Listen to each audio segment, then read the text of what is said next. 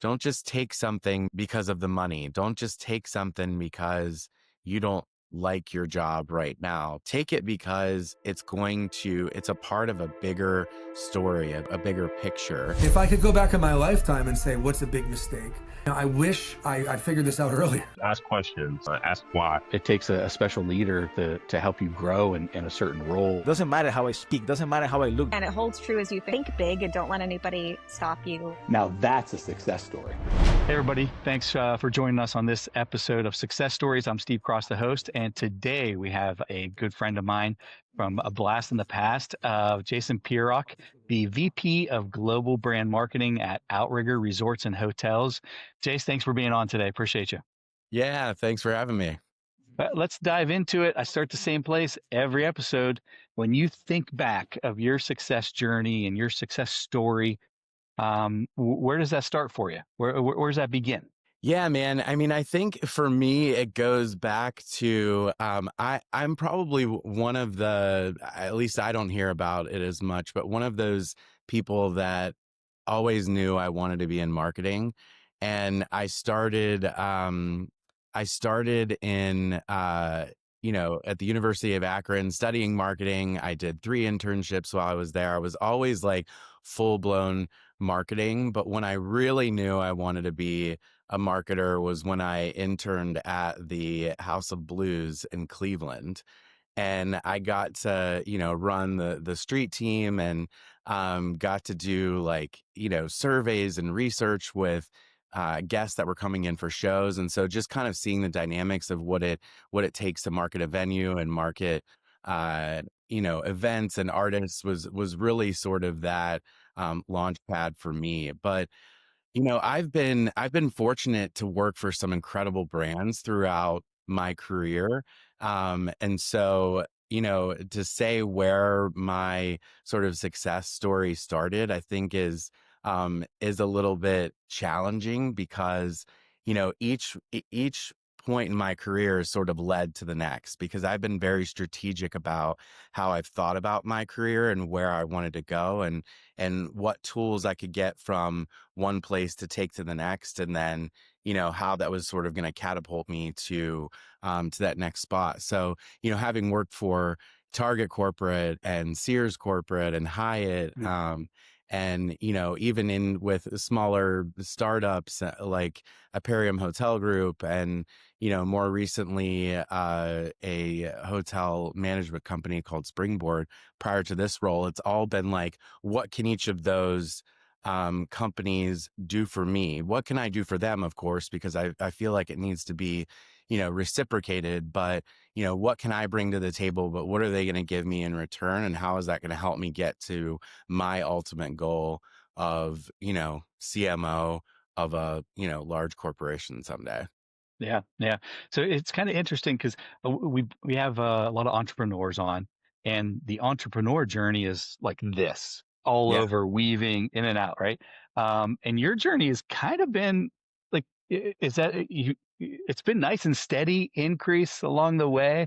You Yeah. just talked about it. You alluded to like, well, I knew what I needed to get to the next position and grow and go up that. Do you think that lends to like just knowing what you wanted to do at an early age in your career?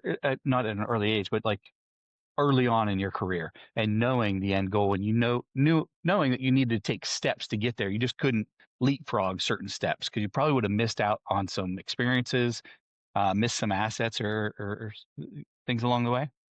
Yeah, I think, I always think of the word intentionality, right? Mm. I like to think of my career, being super intentional about what it is that I want to do. And I think that, back to what I was saying earlier, it's sort of like, looking at the pieces and what does it take to get to that end goal. So I know where I want to be. I know what I want to do. And so then sort of like working backwards to figure out, how do I get there? And what are those steps that I'm going to take? And a good example is, my last company. I remember when I told them I was leaving and my boss was like, but we're growing and, we're adding all of these new properties and you're going to be taking on a bigger role. And I said, yes, you're right. That is absolutely correct. However, I'm going to be doing the same thing. And for me, you're no longer providing me with a challenge. You're no longer helping me to grow. Mm. And for me to move on to that next level, I need something global. I need something that is very brand forward. And that is what led me to my current position today. Gotcha. So you were always looking for that, just being challenged. Yeah. Yeah, you're seeking it. You got to seek it out, right? Like you can't Yeah. expect that others are going to do it for you. You can't expect that, someone's going to sit down and create a development plan for you. You got to figure it out, right? If you want something, you got to go for it. And, that goes by finding communities that will challenge you and help you get to the next level. Finding, those organizations, education, whatever it may be, you've got to go out and find that. Otherwise, you stay stagnant and stale. So along the way, to these different roles, what were you looking for, if you can define those? Because you talk about intentionality.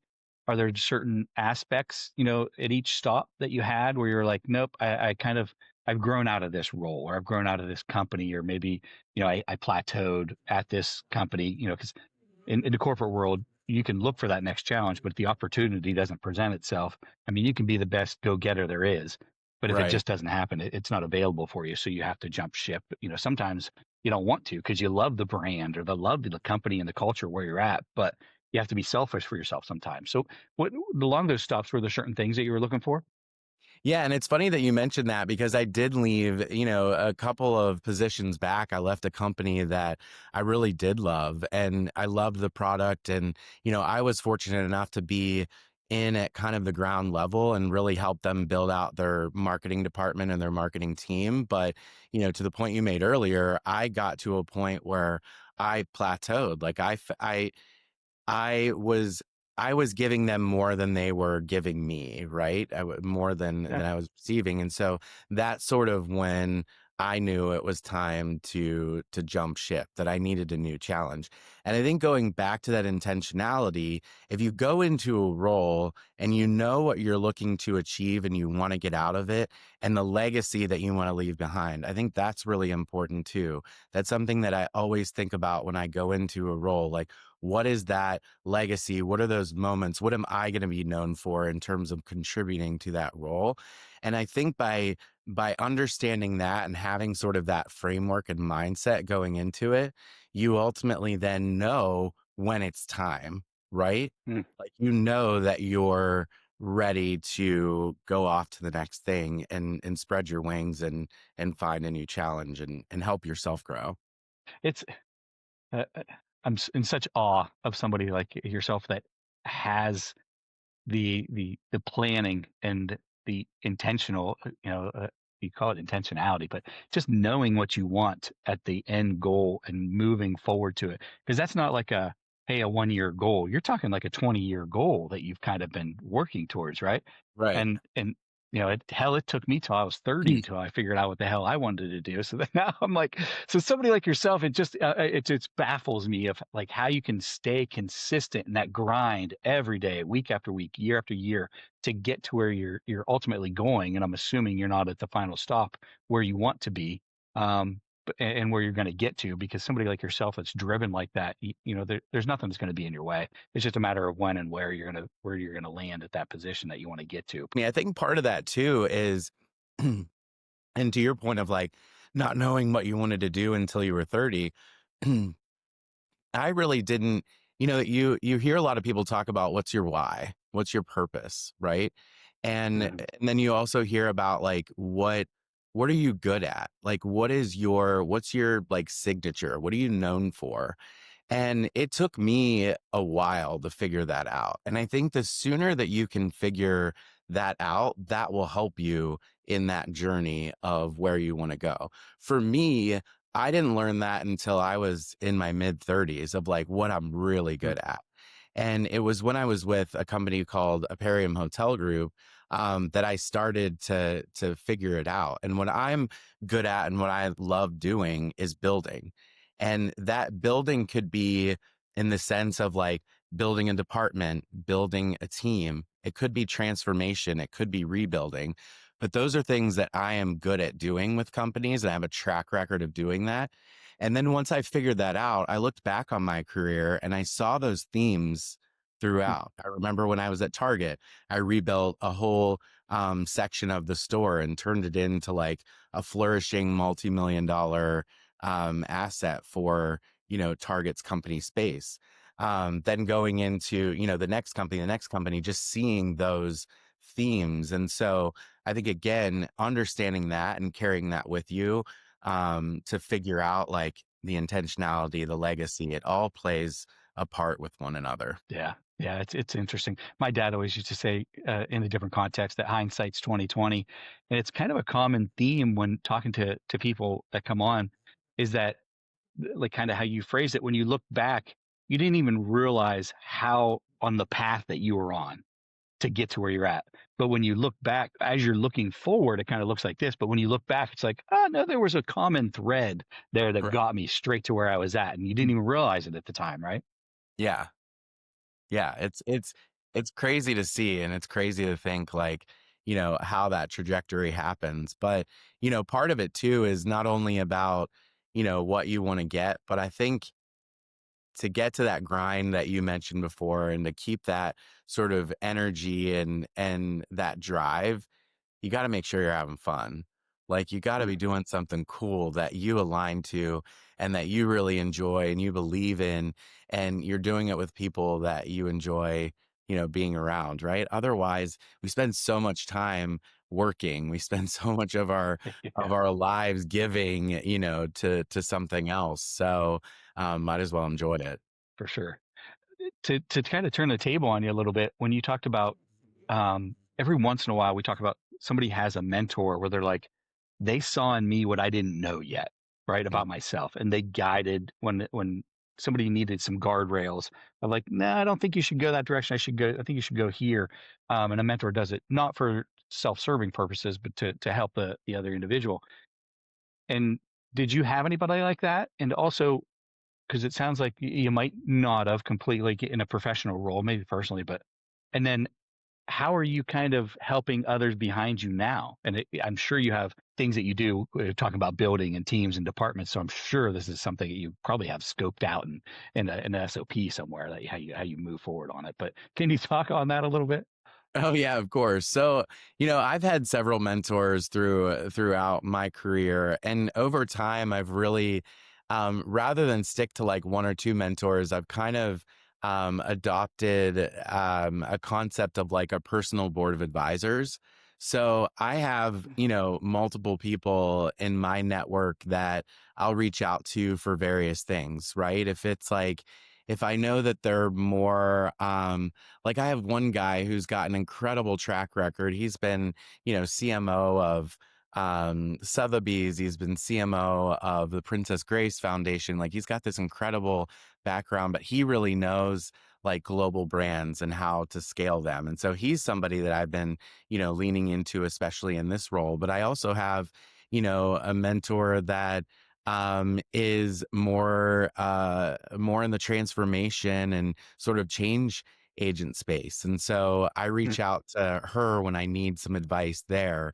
I have somebody else who's just more of like, growth in my career and more of a, like a champion and sort of a cheerleader. And so just sort of picking those people based off of, what you're trying to do. And I think part of that is just, building those relationships along the way and, keeping them close and making sure that you're doing a good job of like keeping them in your corner for when you might need to lean on them. And, I try to reciprocate that too. Like I always, anytime I reach out to somebody, I end with like, what can I do for you? Because I don't want it to come across as, I always need something like, what can you Yeah. do for me? It needs to be a two-way street. So that's kind of how I handle my development and sort of my professional world. But as far as like, those coming up behind me, I mean, for my team specifically, I don't just do one-on-ones with them. I make it a point to have separate development statuses where, we're really talking about non-work related stuff.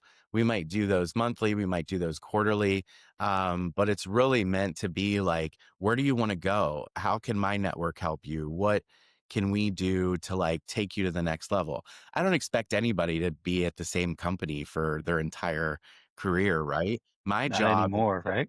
yeah, exactly. My job is to help them be the best that they can be, get shit out of their way and let them do their thing, right? And if that means Yeah. doing their thing with me and my team, great. If that means that eventually they move on to the next, stop in their career, then that's great too. Yep. Yeah. You always got to pay it forward.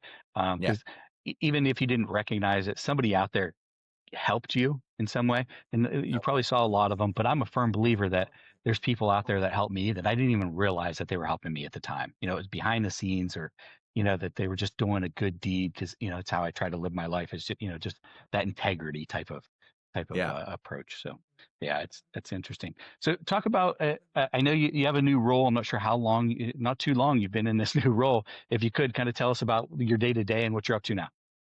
Yeah, so I started with Outrigger Resorts and Hotels. I'm about 2 months into the role. So we're a Hawaii-based company with resorts and hotels all over the world. So we've got 8 here on the 4 major islands in Hawaii, and then another 8 across Fiji, Thailand, Mauritius, Maldives. So some pretty incredible locations. And, really what our mission is all about is to be that sort of, premier uh, beach resort kind of destination in the world. And we really lean into not only, the location and these iconic beaches, but we lean into, the culture and these sort of signature experiences that you can have with us. We're very much about taking care of our environment, the ocean specifically, and the land that we're on. And so that's all a Mm. part of what we do. But, in my role, I oversee global brands. So that means everything from, how we're showing up in the world, partnerships, social media, loyalty, kind of you name it under the a lot of the marketing side of things and sort of those brand and creative side of things. So really what, we're in a really strong position today. We have a great brand. We're pretty well known on the mainland of the US, more so the West Coast. We've got high brand awareness in Japan and Australia, but we're really at this point. Part of the reason I was brought in was to kind of help take us to the next level and really make us a true global brand. And really elevate the way that we show up in the world, elevate our creative and our storytelling. So I'm really focused on a lot of our content and our content mapping, elevating the creative, really focusing on our organic strategy from a SEO Mm. perspective. And obviously AI is a huge part of that as well, and really making sure that we're capturing some of that. So those are some of the areas that I'm focused on today with the company. I tell you what, with those locations, you really have your work cut out for you trying to market those locations, man. I just, Jesus, Yeah. talk about setting the table for you, man. That's how fun is that? Yeah, I Yeah, you're mean, not. look, they're incredible destinations, and the Yeah. properties themselves are ridiculous. The hard part is like they're not easy places to get to, right? Not a single Hmm. one is easy to get to, even Hawaii. True. So that becomes a bit of the challenge, is being really, uh, really specific and explicit with how you're marketing them. So what's obviously you're building that out and your growth. Do you guys have are you allowed to speak publicly about any of your growth goals or property count or anything like that?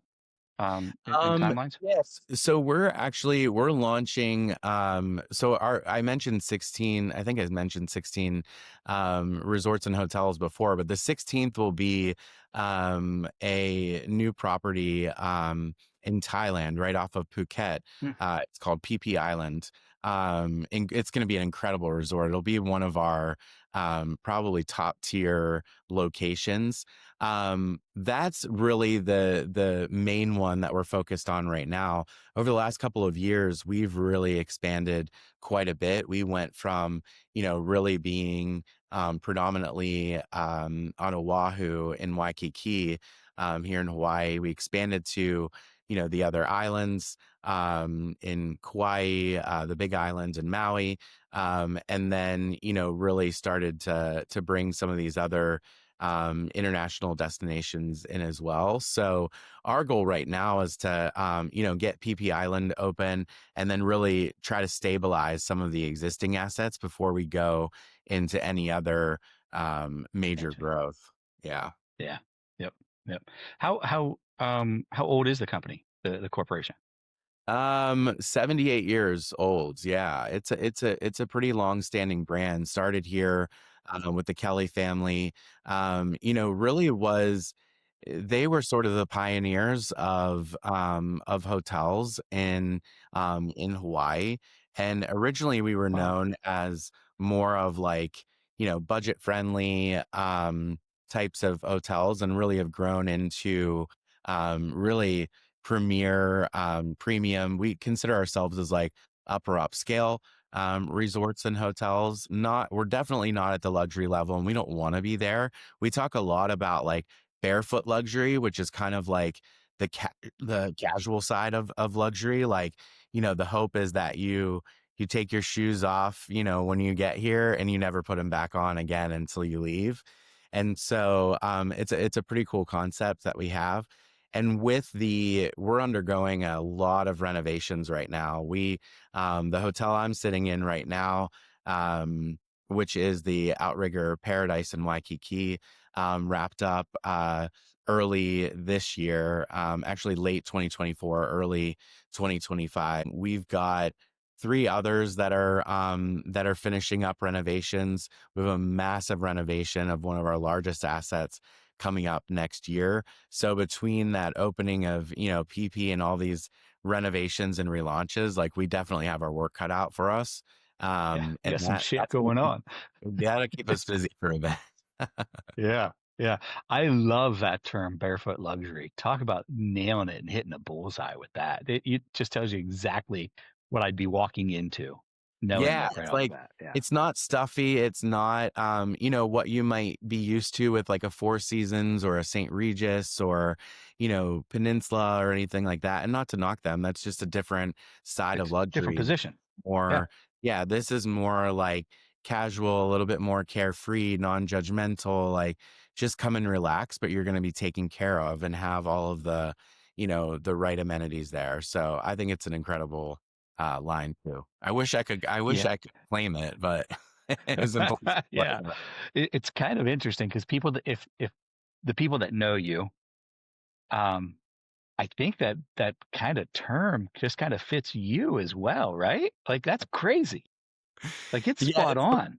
it is funny because that is one of the things that I do love about this brand, and what drew me to it was like I see a lot of myself in the brand and a lot Yeah. of my like interests and things that I really like. I'm an avid traveler.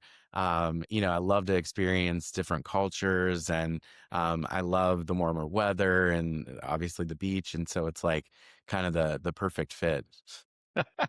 Well, life always works itself out, right? So that's Right. good. Good for you. Good for you. So what do you see in your guys' industry? What do you see on the forefront? I know you're talking about SEO and AI. Obviously, that's basically everywhere. But industry specific, maybe not for your company, but for your industry. I know you speak on a lot of different panels and you do a lot of outreach about the industry. What's on the what are you guys on the cusp of? What do you see in the next if you're moving as fast as my industry next week, but next year and the next couple of years coming down the line, what do you see? Yeah, I think that, it's probably it's quite specific, but our industry has taken a hit over the last I would say it really started in like late 24. We've certainly seen it in 25, and we'll start to see it in 26, but we're just not seeing the spend and the visitation, especially to like Hawaii, but we're seeing it, globally too. A lot of that has to do with just where the economy is today and sort of where, there's political impact. There's, a lot of different things that are impacting that. But the hope is that, what we're seeing from, different trends and what we're seeing from different economists is that we should start to see a shift in that spend and that behavior and that activity that would be, positively influencing the industry come like the back half of 2026. Luxury itself has not been impacted really whatsoever. It's the one segment that continues to grow, which in a lot of ways makes sense. But every other segment is just kind of, behind the times. And so we've really been trying to figure out, and it's not just us here in Hawaii or again, just our company. We're hearing it from our, and Across seeing the it board. from our competition too. So that's really what the industry is focused on right now is like, how do we, get creative? How do we get scrappy and sort of, figure out, not only making up for some of those, that lost revenue, but also using this time to prepare for when things bounce back, right? And I think for Yeah. us here in Hawaii, a big segment is the Japanese, who haven't really come back for a Really? handful of years. Yeah. I mean, they're slowly coming back, but a lot of it has to do with currency. The dollar is worth a lot more than Hmm. theirs. And so you're seeing them shift to, other locations, whether it's, maybe it's Guam, maybe it's staying more within Japan and Okinawa or something along those lines, but not as much coming here. So again, using this time to like when they bounce back, like to really be able to get our fair share and then some of that. So that's one big thing that we're seeing. Obviously, AI is hitting everybody. I think that, one thing that I get a little bit of frustrated with this whole AI thing, and part of it is because it's moving so quickly, is everybody's talking about it, but nobody's really like doing anything about it, or at least they're not, maybe they're too afraid to share their experience. And that's what I think everyone's hungry for. It's like you see these articles, you see different releases, you see different things coming out, but nobody's really been bold or brave enough to say, this is working, this is not working. Here's where we Mm. failed. Here's where, we're seeing success. And that's what I'm trying to push the industry to talk a little bit more about. I think everybody's just like a little bit afraid to say anything. Because they think Yeah. they have to be experts. And just like marketing, nobody is ever an expert because it's Yeah. moving way too fast. Right. Yeah.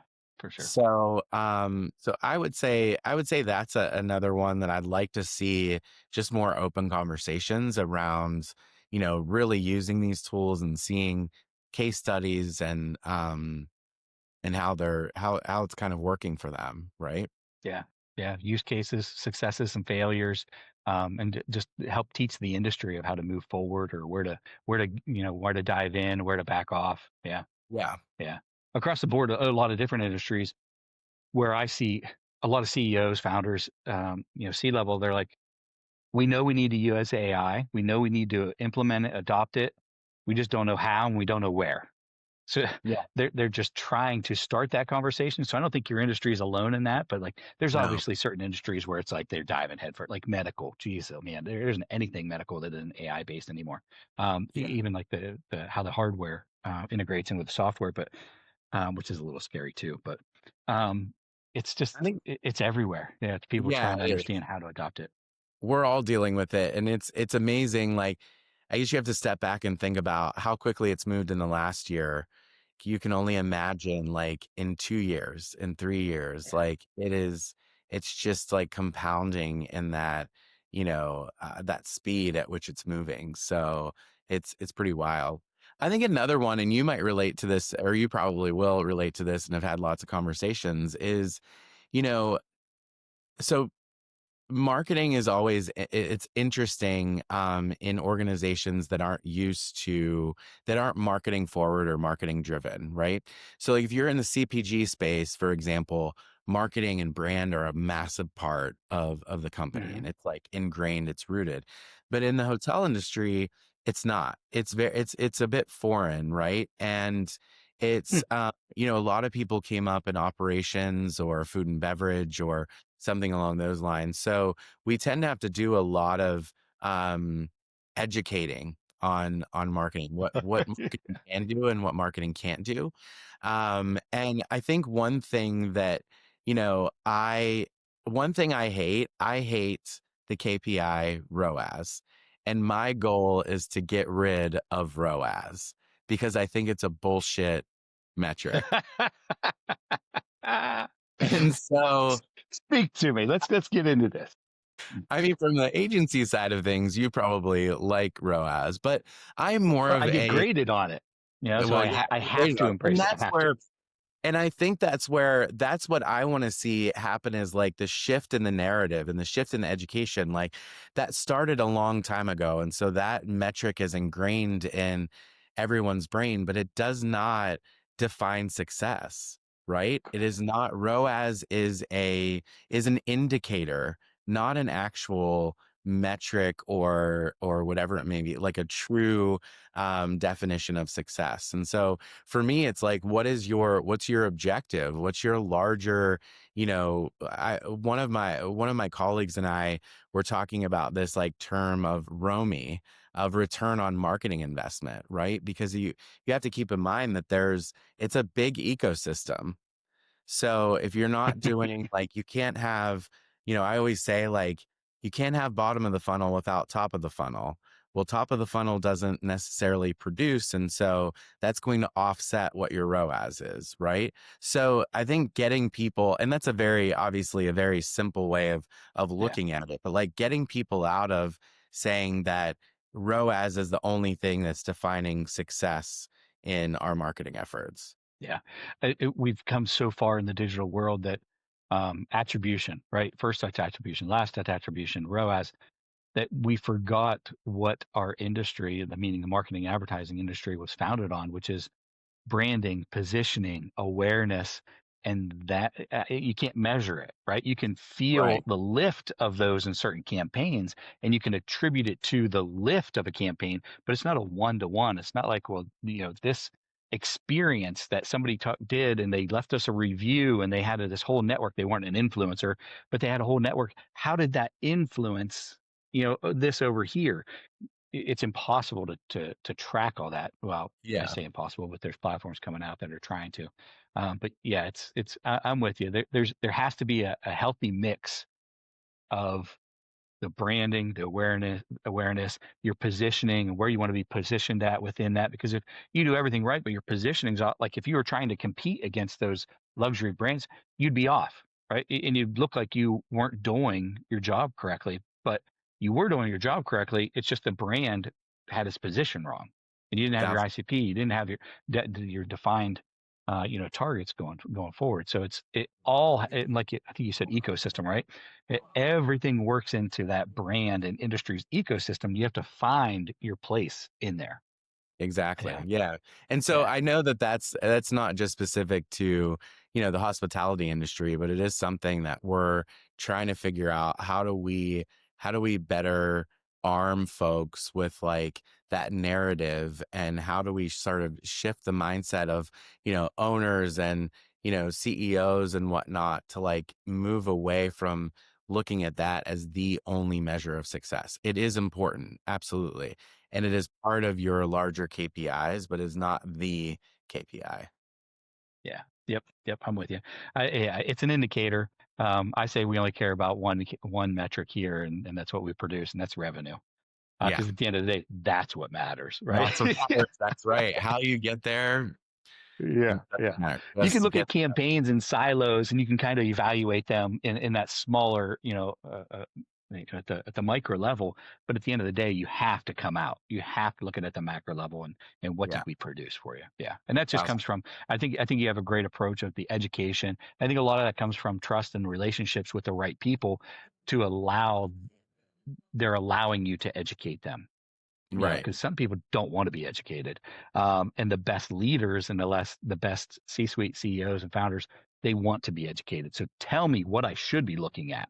I get that all the time of like, especially with new clients, they're like, well, this is what my marketing department's telling me. What should I really be looking for? Because they don't Right. know, right? They just lean on the people they trust, and then they use us to audit the people that they trust. And usually it's no, they're telling you the right thing. You just need to be more open to what they're telling you because they know what they're talking about. So Exactly. Yeah. yeah, yeah. So, um, all good stuff. I could talk for a long time about this and the, Absolutely. the the rounds and rounds that we go around. But to kind of put a bow on it, if you could give some words of wisdom to the listeners, people that are starting their careers. I know you haven't made the leap of being an entrepreneur, but you have a very good example of somebody that knew kind of what industry they wanted to go into. You still have that goal of where you want to get to in your career, whether that's a title or status, or maybe it's just the freedom of where you're trying to get to. Do you have words of wisdom, or do you have that I know self-discipline has to be a huge part of your career. What do you give to people, or what can you give back to them to help them along their journey? Yeah, I think, I would say the first piece of advice would be, early in your journey or early in your career, try new things. Try different industries, try, different functions, try to get as much well-rounded experience as you can, because I think not only does that help shape, maybe where you want to go in your career or help you figure it out, and sort of that path that you enjoy and that you're good at. But I think a well-rounded marketer is really important, in the space today, to know how to connect all of the dots. You don't have to be an expert, but if you know enough to be dangerous, and enough about digital, enough about social, enough about, PR, whatever it may be, then you're a pretty lethal weapon, because then you can figure out, a strong integrated strategy, because you're able to connect those dots. So I think, getting a diverse experience early on is super helpful. And then, I'll echo kind of a lot of what I said before. I think try to find, your why and what you're good at, as early on as you can. And then, approach your career with, an intention. Like, don't just take something because, it's, because of the money. Don't just take something because you don't like your job right now. Take it because it's a part of a bigger story, a bigger picture. And think about, when you're going into those roles, what are you going to give and what are you going to receive? And I think ultimately, if you start to go in with that intention and sort of know what you're going to get out of it and know how it fits in to the larger story, it helps you to, um, figure out what's next, or what does the future look like, or how much time you're going to spend somewhere, or whatever it may be. I think it just it sort of rewires you, right? Because Hmm. it's not like you're just going to go to work and like sit in a chair from 9 to 5. It's like, no, I'm gonna hone in on this skill. I'm going to develop, this side. I'm going to take on social media. I'm going to take on, paid search, and really become an expert. Like, use the resources of that company to help develop yourself in a way, while you're, you know, um, Love it. doing what you need to do and fulfilling your duties, right? So if you go in with that intention, I think it completely changes the game for how you approach your everyday. Love it. Love it. Jason, where can people find out more about follow you, find out more about you, and also Outrigger? Yeah, I mean, you can find me on LinkedIn. Just look me up. Pretty easy. I spend most of my time on LinkedIn. I'm not a big like Instagram or X or any of those. LinkedIn is my big social channel, and usually I'll post stuff. I'm still new in the role, so I haven't gotten on a good cadence just yet. And then, outrigger.com is where you can learn more about all of the resorts and hotels that we have in our portfolio. Excellent. Jason, I really appreciate you being on. Been a great conversation, Yeah, man. different perspective, especially from a marketer. I think we've done, I don't know, close to 40 maybe episodes now, and you're the first person with a marketing background to come in that career base. So it's interesting to hear, kind of your journey in the corporate space of how you've navigated that. So I really appreciate you sharing your story and some words of wisdom for the audience. Thank you very much. I look forward to Of course. seeing you. Hopefully we get out to see you in Hawaii rather than back in Ohio. It'd be much better Hell visit. yeah. You're welcome anytime. We got 4 Yeah. hotels to put you up in, so All right, man. Hey, I appreciate you. Thanks for being on again. Listeners, stick around, subscribe. Always more content to come. Thanks for tuning in. Take care.